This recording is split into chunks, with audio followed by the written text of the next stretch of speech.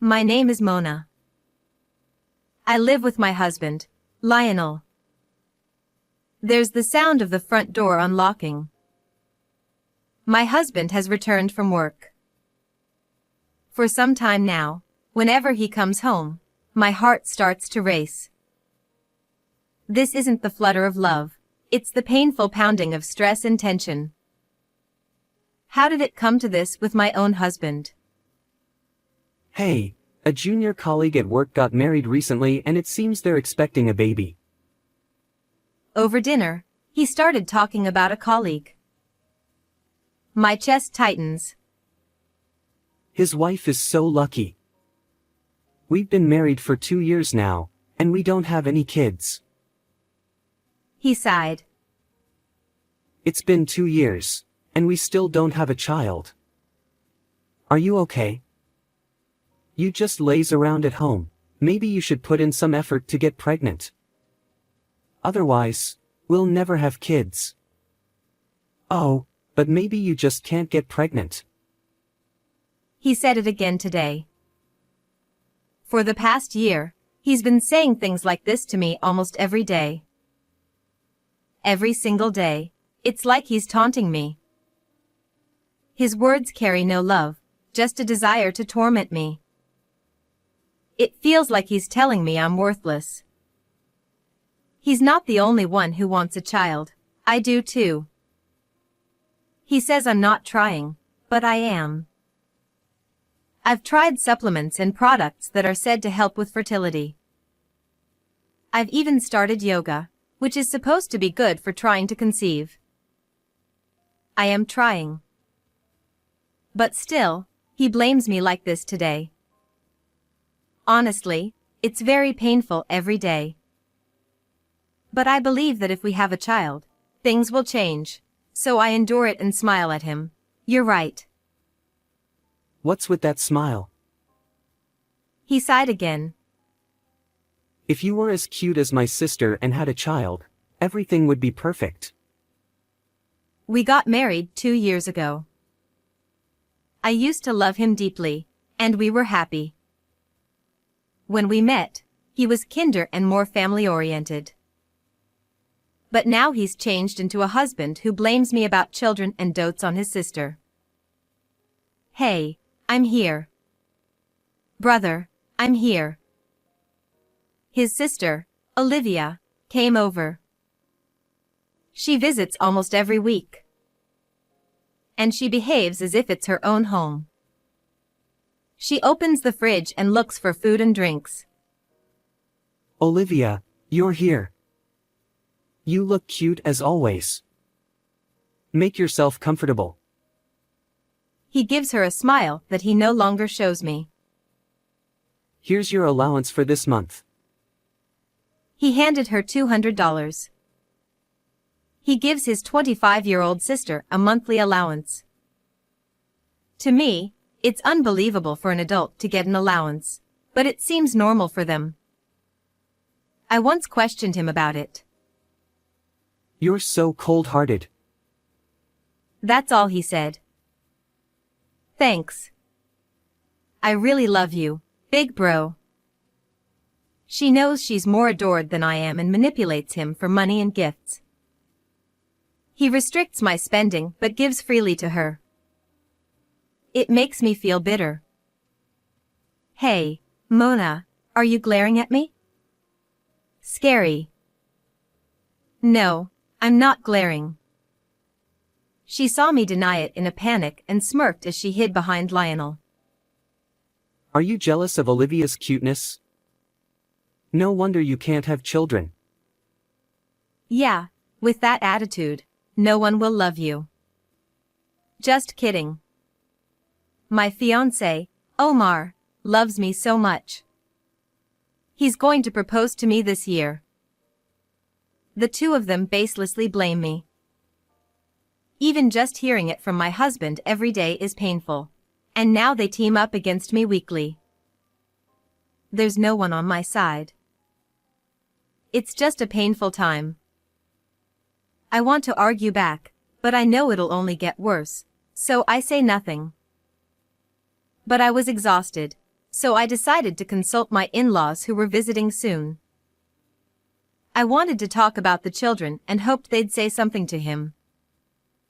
On the day they visited, I carefully told my father-in-law about our struggle to have children and the burden of my husband's words. Luckily, my husband was out until the evening. My in-laws listened empathetically. I'm home. When he returned, they talked to him about what I'd said. There's no need to rush about children.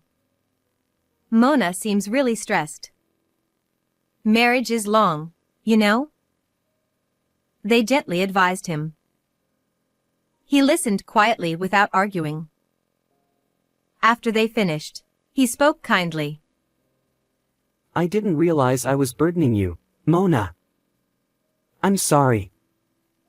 I wasn't understanding enough. Let's work together. He smiled warmly at me. You don't need to worry anymore, Dad, Mom. I'll be more considerate of Mona. Hearing this, my in-laws looked relieved. I felt relieved, thinking he finally understood. After they left. Thank you for earlier. I'm happy. You know, there are many couples who don't have children in their second year of marriage. Some people even go to fertility clinics. Shall we go together? Thinking he understood, I suggested visiting a clinic. He banged on the table. Startled, I looked at him, and he was glaring at me. What were you thinking, telling Dad and Mom about our child problems? Aren't you ashamed? I was speechless. A clinic? No way. If we were normal, we'd conceive naturally. There's no need for a clinic. I realized he hadn't understood at all.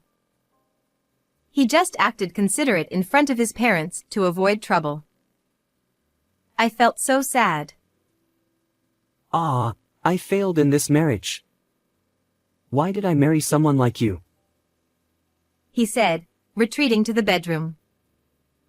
I was emotionally wrecked and tears flowed from my eyes. One day, while cleaning, I noticed something. The piano was gone. The piano in the living room was missing. My grandmother bought it for me when I was in elementary school, and it's my treasure. I've always cherished it and brought it to this house as part of my dowry. Despite everything Lionel and Olivia said, the piano comforted me, making me feel protected by my grandmother. It was that precious to me, and now it was gone. I searched desperately but couldn't find it. In Lionel's room, I found 2 bank books on the desk. One was Lionel's, and the other was the one we used to save for our future child. Why are they here? I thought as I opened them. To my disbelief, the money was gone. From Lionel's account, $7,700 in bonuses was withdrawn, and from the future child savings, $6,900 was taken out. Both the money and the piano had disappeared. When he got home, I asked about the bonus, the savings, and the piano. He smirked. I gave it to my sister as a birth gift. It's my money, so no complaints. I was furious hearing those unbelievable words. Your bonus might be yours, but why give my piano and the child's savings too? I can't believe it. I was deeply saddened. He knew how important that piano was to me. But he gave it away. Even the savings we had for our future child were important, and he gave them away. His actions left me devastated. My cute sister is having a baby. It's only natural, right? He continued. I've given up expecting anything from you. You can't have children anyway. The next day, Olivia came over. And, As usual, she teamed up with him to blame me. I really regret this marriage. Should we divorce? He said it as if joking. I knew he enjoyed seeing my reaction, using it to torment me. At that moment, I didn't care anymore.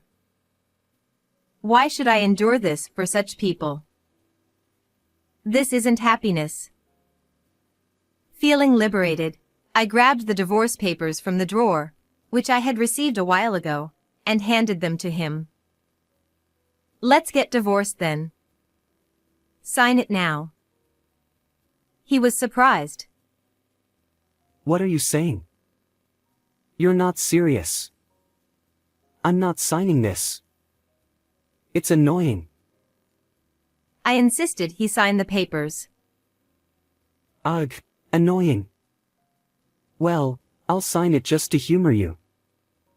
You don't have the guts to go through with it anyway. Annoying.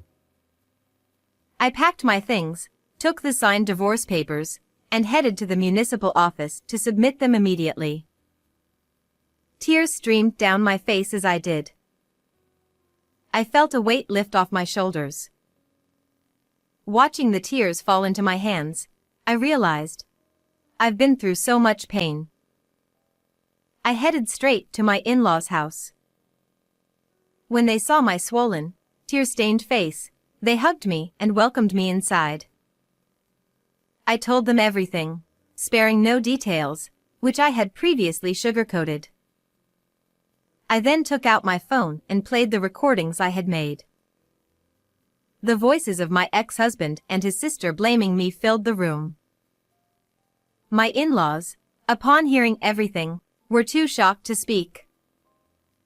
They hugged me tightly with tears in their eyes. I'm sorry, Mona. I'm so sorry. You must have been through so much. Mona, we're truly sorry. We'll protect you now, so you can feel safe. I also called my own parents to tell them about the divorce and the hardships I'd been enduring. My in-laws apologized for their son and daughter's actions, and everyone became my allies. I had never had anyone on my side before. It had always been a daily barrage of blame. Now, I was overwhelmed with gratitude for my supportive in-laws and parents. By the way, Mona, is it true that Olivia is pregnant? Yes, I was surprised too. We hadn't heard anything about it. They were very surprised to hear that my sister-in-law was pregnant, as they hadn't been told. We decided to call Olivia's fiancé, Omar, to verify the truth. From Omar's account, I started to believe my suspicions were correct. Later, I noticed multiple missed calls from Olivia. I could guess why she was calling so persistently. When she called again, I answered and heard her frantic voice. Finally. What were you doing? Who is this? What? She sounded surprised by my question. What are you talking about? Never mind that. Mona, why did you tell everyone about my pregnancy?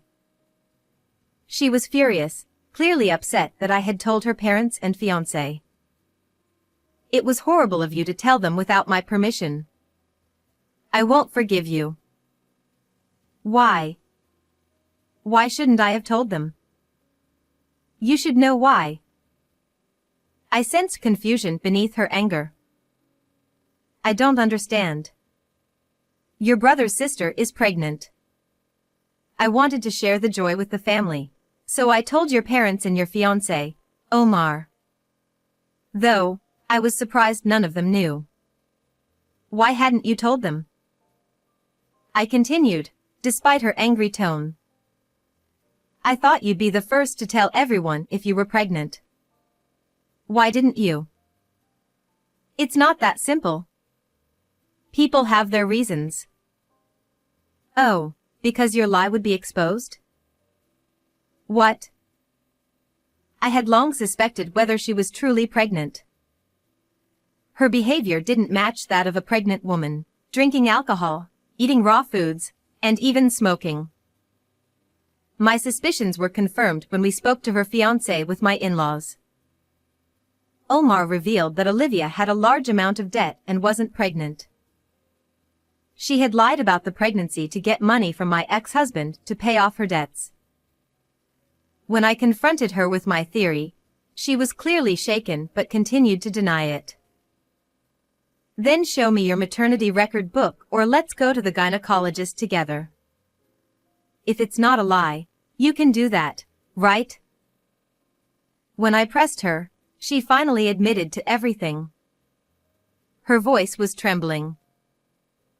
A few days later, my in-laws, Omar, and I called my ex-husband and Olivia to a meeting.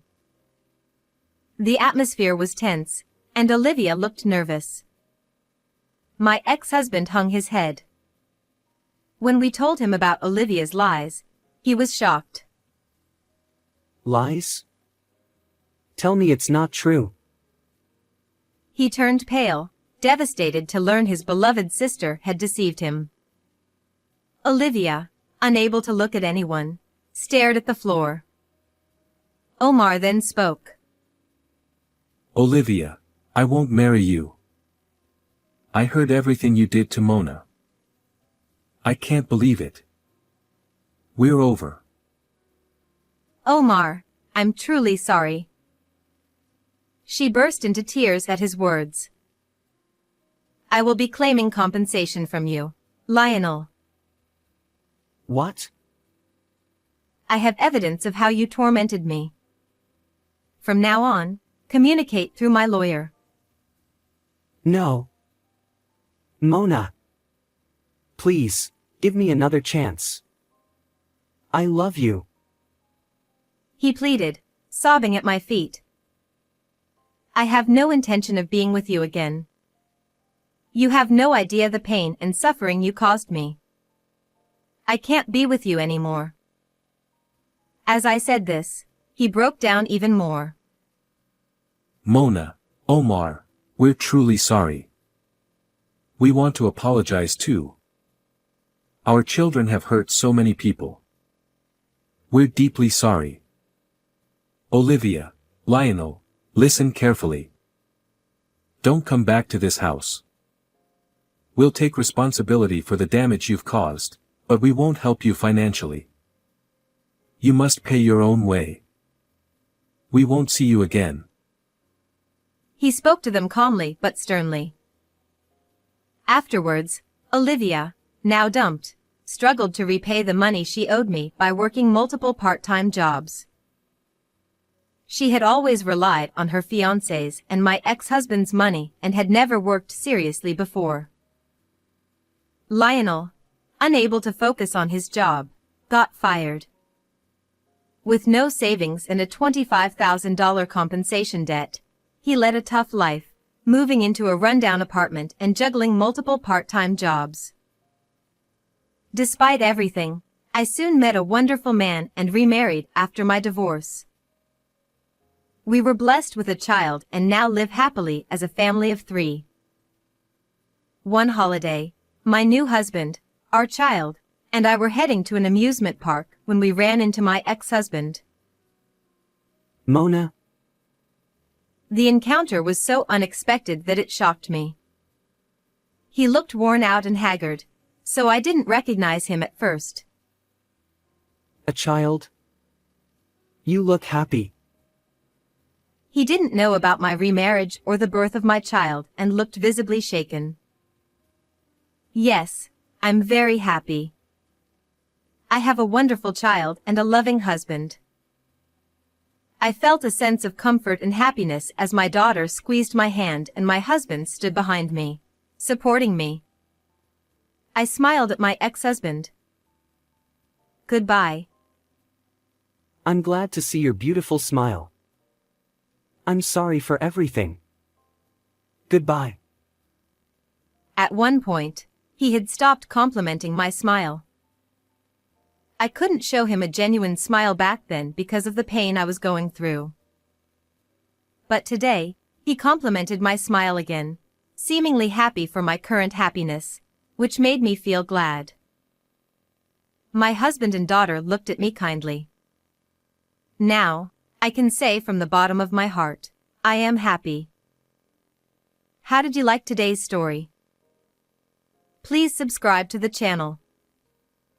See you in the next video.